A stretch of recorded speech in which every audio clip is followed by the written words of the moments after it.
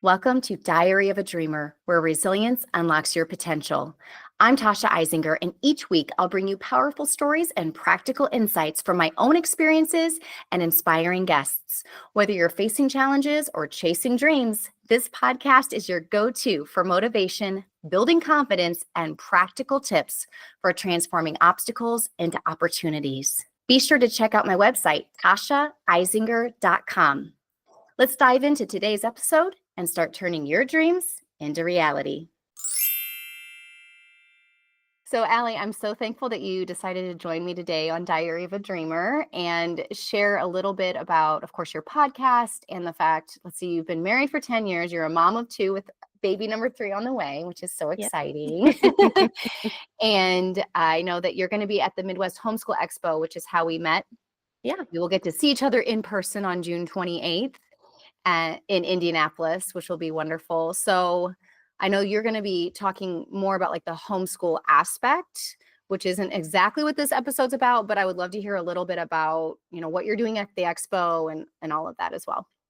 Yeah, for sure. So my son is 5. And so he's the one that we're really like focusing more on for homeschooling at the moment, because my daughter is 2.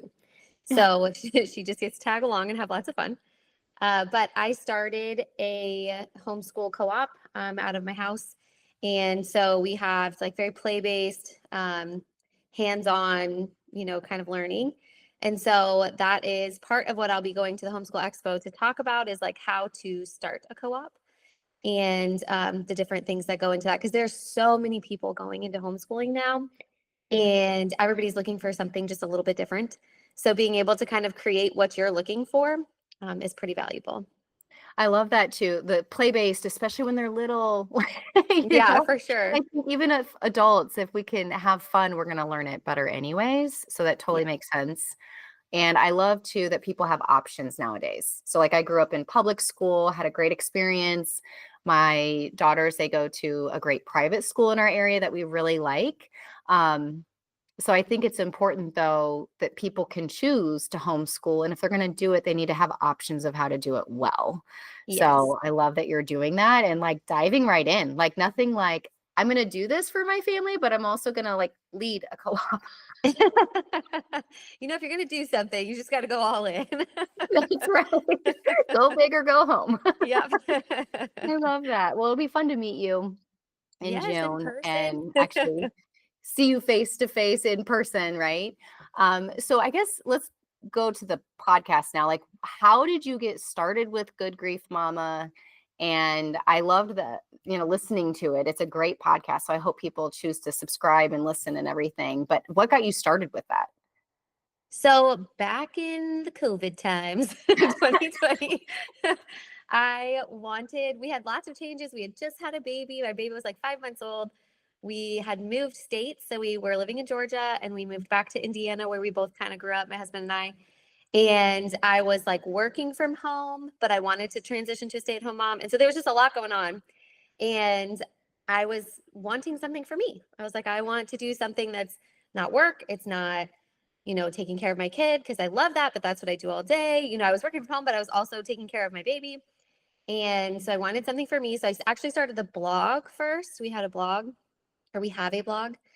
And then my friend Nicole, at the same time I had moved back and I went to high school with her. We've known each other for 20 plus years. And she was also a stay-at-home mom at the time. And I was like, hey, we like talking. Podcasts are big right now. And we wanted something to do together, that gave us something that we could, like a hobby or a fun thing that we could do together. And so we both had been noticing that there was a huge hole missing in like the motherhood and momming and marriage podcast like area, where there's either one of two things you could find. You could find people who show this like perfect life that make you feel like, wow, I'm the worst person in the world. Like I'm just garbage doing it all wrong. Yeah. Like my kid rolled out this morning. My daughter rolled out this morning with her hair unbrushed. She does not have a bow. She does not have she looks a hot mess. And yet she's out in the world right now with my husband. You're such a good mom. Yeah. So it's like, you could either find the ones that are perfect, you know, like, or their marriage. Like if it's a marriage podcast, our marriage is perfect. And we talk about we never go to sleep angry. And, you know, there's all that stuff that's where it's like like, the worst piece of marriage advice, to never go to sleep angry. because literally at night, that's when you're the angriest and you're just going to keep arguing. Yes. So we were like, you could either see that, or on the flip side, there's all these people who, like in the nicest way possible, are basically like throwing their kids under the bus in the guise of being real. Like, oh, I'm Yeah. being real, so I'm going to show my kid like rolling around on a bathroom floor and like joking about their tantrums. You know, it's like, but it makes it motherhood look bad almost, you know, and it's like, or marriage look bad because you're being And it's real. also so detrimental to your children to do that. Like, Yeah. children should never, ever, ever be exploited in any way. And I can't imagine if some of the stuff when I was growing up was just aired publicly, how Yes. humiliating that would be once I was an adult. Yeah, so I'm with you. I don't like either one. Yeah. Not okay. We were like, there needs to be a middle ground where it's like, yes, motherhood and marriage are hard. Like they're hard things, but hard doesn't mean bad. And like hard is good. And so we were like, there has to be a balance of being relatable, but also like inspiring, you know, like at the same time. And so that's when Good Grief Mama was birthed. I love that. So it's like a healthy podcast, no toxic positivity Yes. and no perfection. It's a good space. I Yes. love that you created that. And how long have you been on then? So we just celebrated our 3-year anniversary. Congratulations. Thank you. I've heard too that a lot of people, they start their podcast and then just don't do it after a few episodes, because I think people are expecting instant success. Oh my gosh, yeah. I think for real though, I think especially, you know, with social media, how it is now, everybody kind of thinks that everybody's an instant success. And it's like, no, man, we had like family members listening for the first, like we are fighting for listens.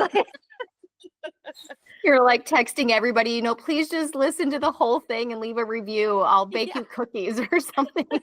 We were like, every episode for the first month, we would send out the link to our family members and be like, hey, why don't you listen? Oh my goodness. Yes, I'm glad that you said it's not been an instant success, because I think that's one of the biggest misconceptions on social media, and having this perfect way of being as well, which is what compelled me to listen to your comparison culture episode. And why I wrote my 6th book in my Little Shot series. It's about the comparison culture that we live in. And I know that you had a moment where you're like, wait a minute, I need to have an episode about this because this is totally relevant. Can you share a little bit about that moment and how your thought process behind it? Yeah. So it actually was like fitness related because my co-host Nicole, she has always been like a runner and like a collegiate athlete, all things. I have never been, never been one to be athletic. And, but I have recently started like I go to burn boot camp now. And so I've recently started more lifting, like weightlifting and that kind of stuff, because I realize how important that is. And so at burn boot camp though, it's a lot of moms, and their appeal is that they have child watch for you. So your kids can go and, you know, hang out in their kids area while you're working out, which is big for me because I stay at home with my kids and I'm homeschooling them. So they're with me all the time. So, Mama but needs a break sometimes. yes, I need a little break. I need to work out. It was not working out to go like at 8 p.m. or whatever. And my husband is home. I was like, this is not me. Or like 4 a.m. My husband works out at 4 a.m. And I'm like, I don't understand how you do this. He's a How do monster. you function? Yeah. Like, well, he's one of those CrossFitters. And I feel like they're a culture. Like, But wait a minute, motherhood is a CrossFit Games every day, because you're like picking them up, lifting true. them, like they're This is climbing on very true. you. You're a CrossFitter too. I'm a real life CrossFitter. But anyway, so I'm at the gym and I am like a year postpartum or something with my second. And I am watching all of these moms around me, and like some of them are like super pregnant and they're lifting more weight than me. Some of them have had a baby at the exact same time as me. So their babies are the same age and they look mad fit. Like, Ugh. or like, and I'm over here like, and this weight that I'm lifting is like the heaviest for me. But then I'm watching them and I'm like, oh my gosh, like, how are they doing this? And, it's to the comparison point where it's like a bad thing. It's not like inspiring. It was like, wow, I am behind, like I need to step up my game. And then it hit me because after one of the classes, I was just like getting my stuff from the cubby, and I was hearing one of the moms that I'd been looking at who had a kid the same age as me. She was talking to somebody and she was like, yeah, I got to go to the doctor and get like an MRI of my back or some kind of scan of her back because she's been having back problems after having baby. And I was like, wow, I don't know why that hit me, but I was like, I don't know what's going on in her life. She looks mad fit and she's lifting this heavy weight, but like she's also has back pain, like some bad back pain. And it's like there's so much going on behind the screen of people's lives that you don't see, where this comparison, like comparing each other in an unhealthy way, is just so not helpful. And that kind of like smacked me in the face and I was like, wow, I do this a lot. Like I don't know anything about her life. you know, I don't I don't know anything about why she's so fit, or you know what I mean? And I'm just sitting here comparing myself to her and I don't know anything about it. Well, and you took a very healthy perspective of that because I was a swimmer, so I'm competitive as well. So I would have heard that and been like, she's lifting more than me with back problems. What's wrong with Like me? on top of all of this, yeah. So you took a very healthy perspective of that. I didn't even think about it that way, but yes. I'm so sorry to plant that very bad seed. That is so funny. But it is true that we don't know people's stories, even if you really know somebody, or if you're seeing their social media posts or whatever, like you don't know what all goes into a person's day. So maybe she was lifting for so long because she's had back problems for so long, right? Like, so there's probably more to that, but I'm glad that it led you down a good road. Yes. So I do think like social media obviously plays into this in a Definitely. very big way. Like, what are your theories about like social media? Because obviously comparison has been around, keeping up with the Joneses. For those listening, I'm doing air quotes, like keeping up with the Joneses, that's been around forever, right? But it's definitely extrapolated with social media. So how do you see that? Oh yeah. I feel like social media is good in so many ways, but also really bad in so many ways because nobody is going to, and nor should they, post like the worst parts of their life online. Like there are moments where we'll post things to show like behind the scenes, but it's like really nobody is posting their worst moments. They're posting their best moments, when they've homemade a meal and, from scratch, or when they've just gotten all this harvest from their garden, like they don't necessarily post like the bad things about the life. And so it's great in that you can find so much inspiration, you can find so much knowledge, but then it's also really bad because you can see so much that is not related, like not attainable and not real. And I mean, like, you can't see much in my background, but like if I pan over, like you'll see just a mess of like all of our homeschool stuff because Do it, pan, pan over. like but it's like all my homeschool stuff because we had homeschool group on Wednesday and I chose to not clean up this time. But you know what? So I see that and I'm like, but it's an organized mess. Like it's stacked. See, and it's like you gotta go based off of people and what is attainable for you. But yeah, it's like there's so much that you just don't see. And in at least before social media, we compared ourselves to the people around us, which still isn't great. But you see more of them, when they're right there around you. You see them in real life. You see that they have spinach in between their teeth once they're done eating. Like you see those Right. things where you don't see that on social media. No, it's the highlight reel. And I think what we do, I don't know the neuroscience behind this, but I feel like what we do is I see Allie has a beautiful garden and this successful podcast, right? So there's two things, right? And then I see my other friend who's super fit and is older than me and is still like crushing it athletically. And then I see my other friend who's on vacation again. And Ugh, so you see the all of vacations these, kill me. I know, I want to right? be in Florida. But we see all of these different highlights from different people. But I was just talking about my friend on vacation, and you are also thinking, oh, I would love to be on vacation, right? And we would both like to be fit like this other person. So we're combining all of these separate people into like one superhuman. Yeah. And it's like, here's the standard for me. Yes, all of these areas, I have to have a successful podcast, a beautiful garden, be super fit, and traveling all the time, or I'm just not doing life right. Yep. And that my kids need to look cute in their matching holiday outfits and their and they I've need to have, never all done the that. perfect little things and the Easter baskets. And when did we start doing baskets for every single thing? Like St. Patrick's Day. I don't even really remember what St. Patrick's Day is. Like what happened to just Yes, Easter, Valentine's Day, birthday, and then I Christmas know. time? Like, When my older daughter was in, I think it was 4 or 5, she was like, Mom, why didn't I get a shoe? And I was like, a shoe?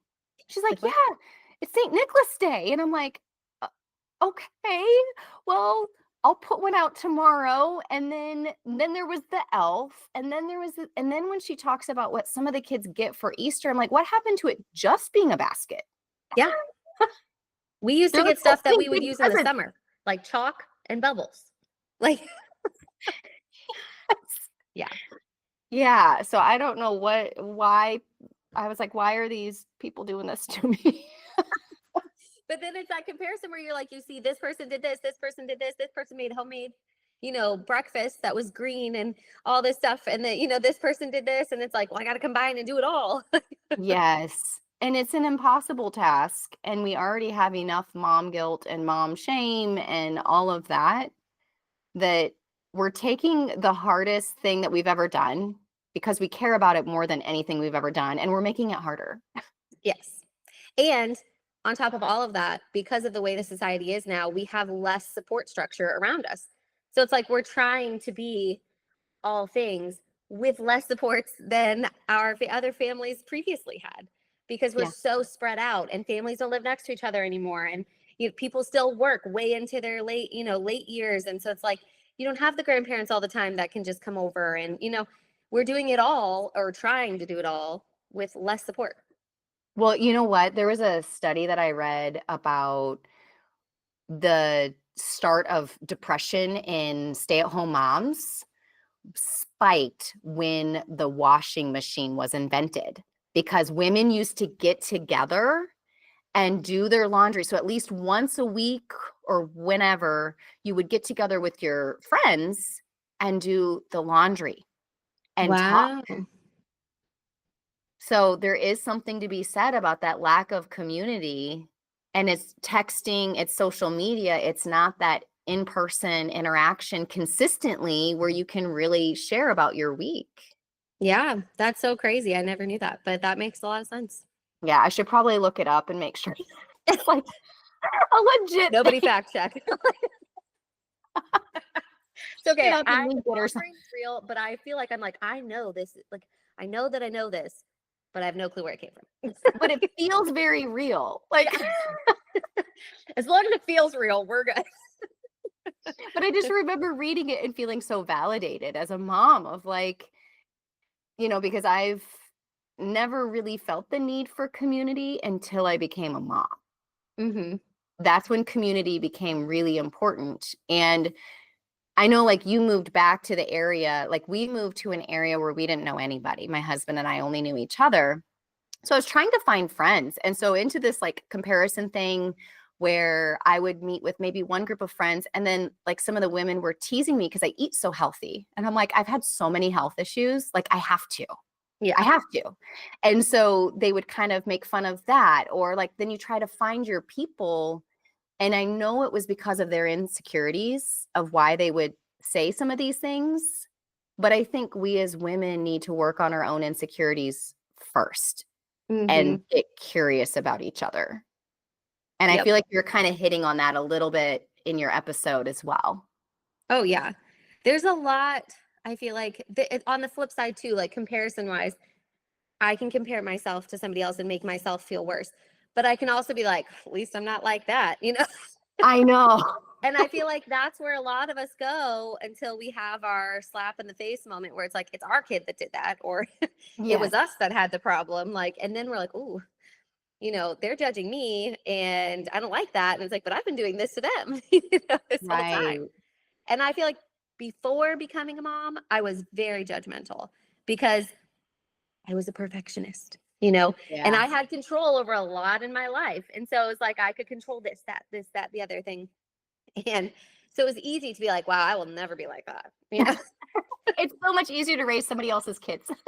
it is. And but you know, I realized more and more, I think parenting is such a refining thing because it, you know, you grow so much and you realize like I'm only seeing this much of their life. I don't see that their kid was so sweet for the entire day and maybe they just didn't take their nap. And so like that's why they're having this big, huge blow up at Target. You know what I mean? Hmm. Or I didn't see that that mom was like in her first trimester, she's vomiting all morning and she just wanted to get out and do something. So yeah, she's giving her kid a sucker, you know, like that's the story. Absolutely. It's like you only see this much. Yes. Well, I think so. I was a classroom teacher, and I remember in college, I was like, I will never do this as a teacher. And then, like, within a short time period, my first year, I'm like, this is why teachers do this. I was like, There's a reason. so I did have that benefit. I was like, I'm not going to say that as a mom. Yeah. But one of the things that does bother me is like what you're saying is you see a snippet. So, like, I'm big on, I don't let my girls have devices when we're at a restaurant, or because that's so rare we go anyways, or when I'm shopping, Yeah. right? But like you're saying, there was one day I was like, this is going to be the day. It's going to be a nightmare. And I let my daughter, she's almost 10 now. This was the one time I let her do this. I let her have my phone. Yeah. The judgment I got from some little old man who probably has never even changed a diaper, Yeah. his look, and he was shaking his head, and I thought, this is the one time. And when I see moms who do it, I'm like, I don't judge them. I don't really care. Yeah. Right.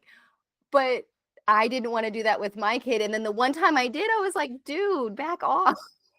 Like for real. No, I feel that. And I think we put it on ourselves too. Like, even just you feeling like you need to clarify, like the one time that I did, because we put that guilt on ourselves too. We're like, I mean, my kid doesn't have a device, you know, but my husband is big on like, I'm not going to let them blow up at a restaurant. And so if they start losing it and we can't do, he'll just let them watch like a little video on his Sure. phone that he has saved.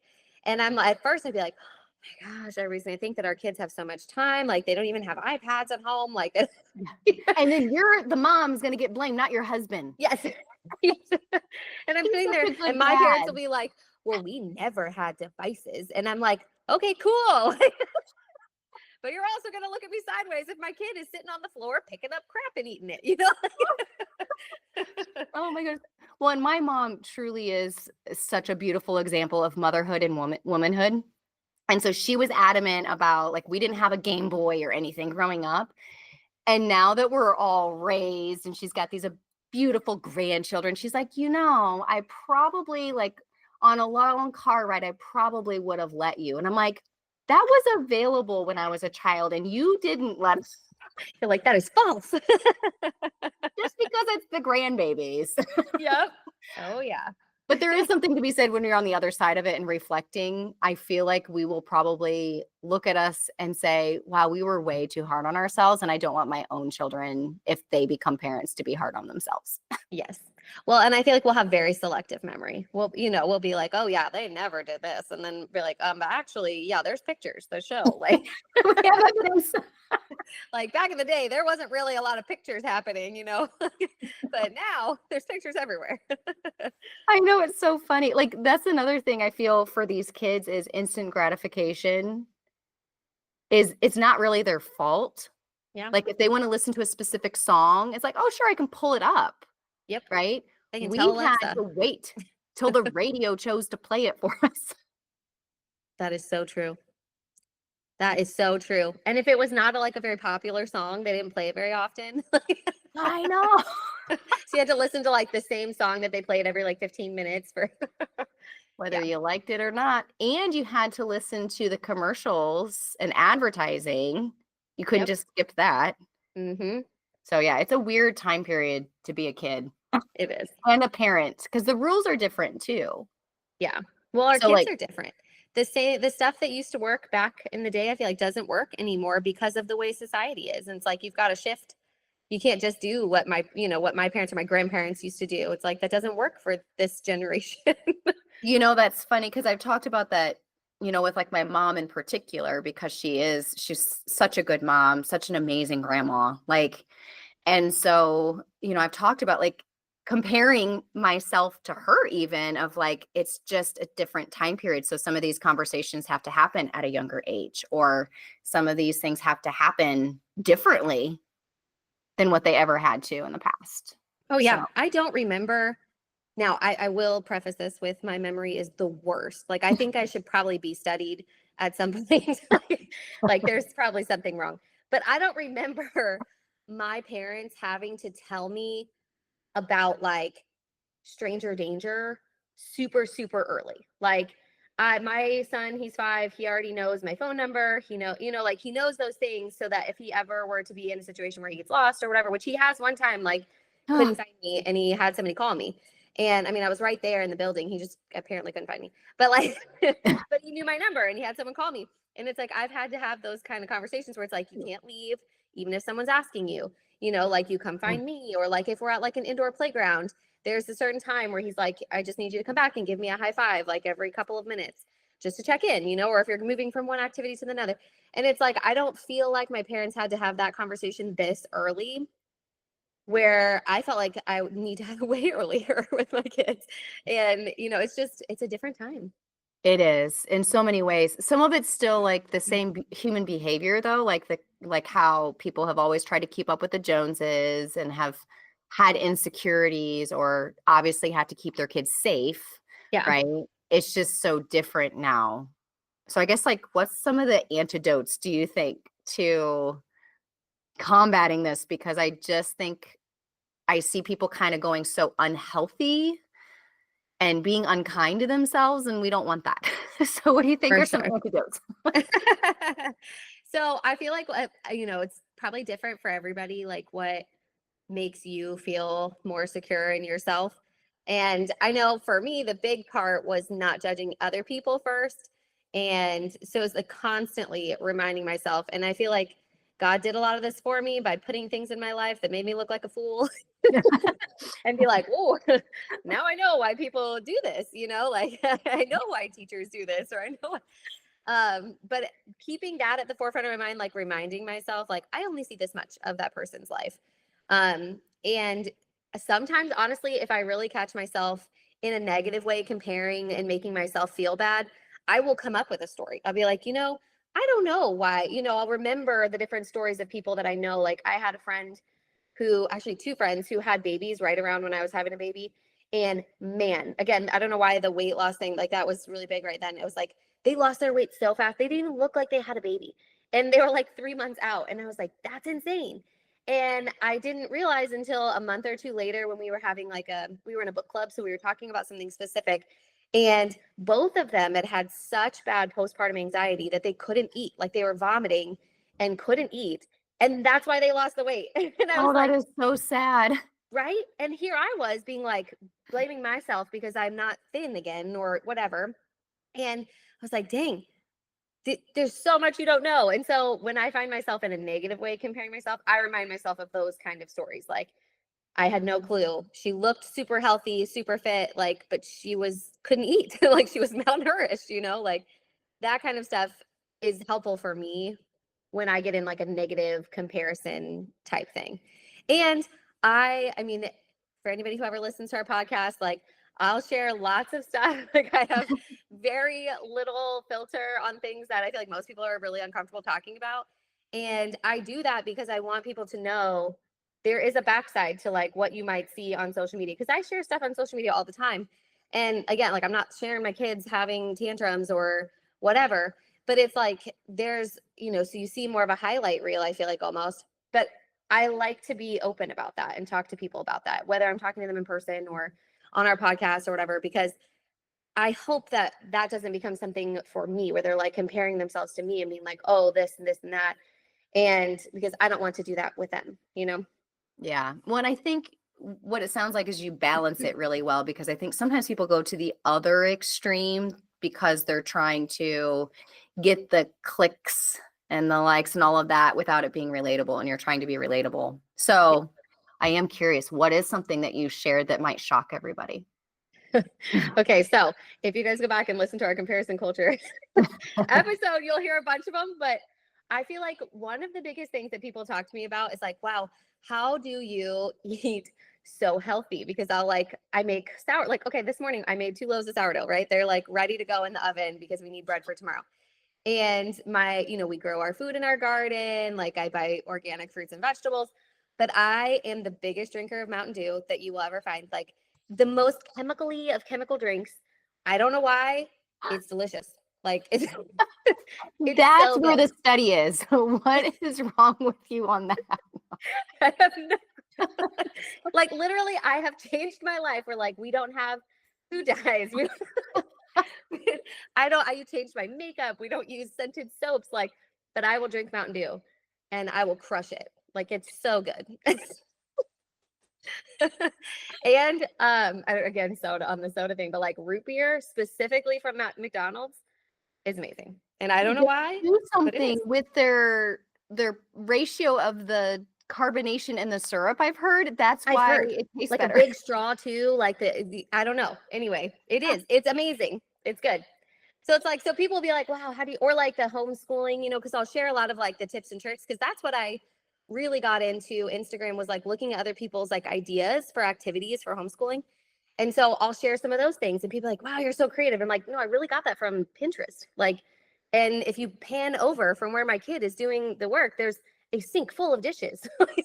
Like we never have a clean sink. Like there is always dishes.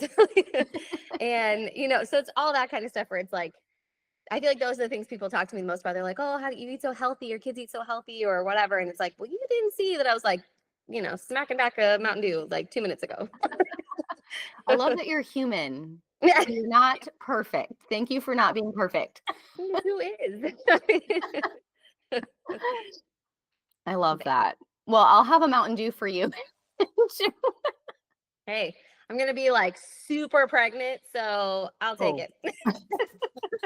It'd be like 1 month from having this baby by that time. So Oh my goodness. I will I need didn't even all think that. about that. In fact, actually, okay, just as like another, because it's just food.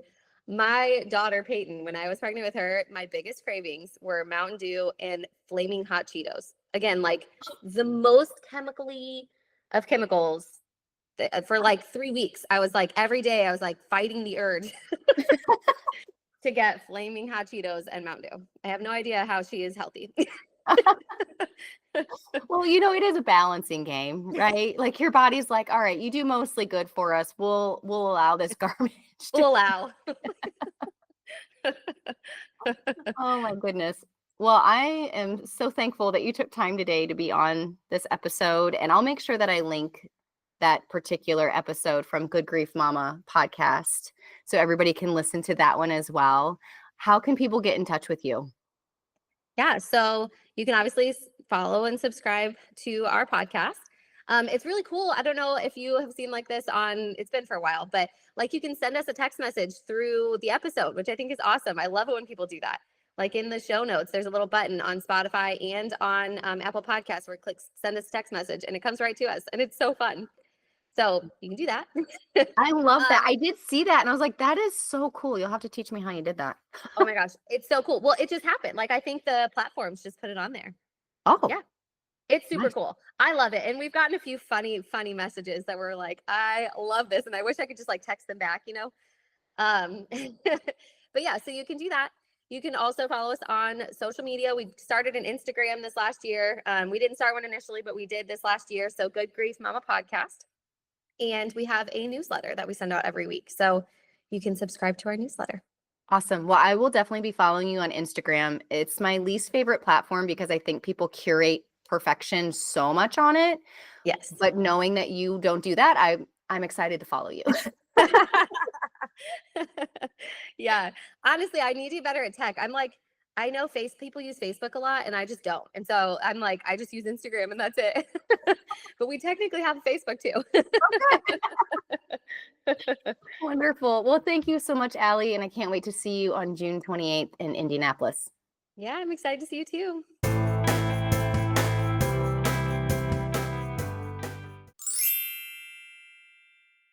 Thank you for tuning into this episode of Diary of a Dreamer. I hope you found the stories and tips shared today to be a source of motivation and strength. Remember, every challenge you face is a chance to grow and move closer to your dreams. Don't forget to subscribe, leave a review, and share this podcast with anyone who could use a boost of encouragement. Please check out my website, TashaIsinger.com.